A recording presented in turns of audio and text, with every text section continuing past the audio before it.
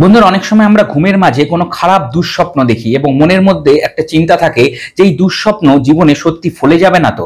বন্ধুরা, এই ক্ষেত্রে আপনাদের কি করা উচিত? পরের দিন সকালবেলা ঘুম থেকে উঠেই আপনারা গোলাপ জল বা কর্পূর জলের সাথে মিশ্রিত করে স্নান করে নিন এবং তারপরে যে কোনো মন্দিরে গিয়ে একটু ফল দান করে দিয়ে আসুন। ওই দুঃস্বপ্নের কুপ্রভাব আপনার জীবনে পড়বে না।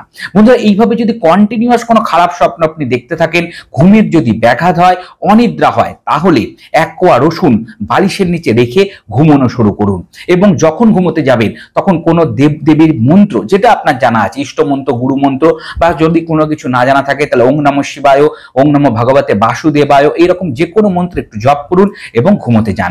কোন রকম দুঃস্বপ্ন আপনার পিছু আর পড়বে না। বন্ধুরা, আচার্য ঋত্বিক চক্রবর্তীর ইউটিউব চ্যানেলে এই বিষয়ে পূর্ণাঙ্গ একটু ভিডিও দেওয়া আছে।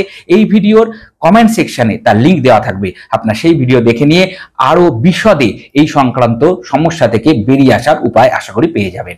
সকলে ভালো থাকবেন, সুস্থ থাকবেন। নমস্কার।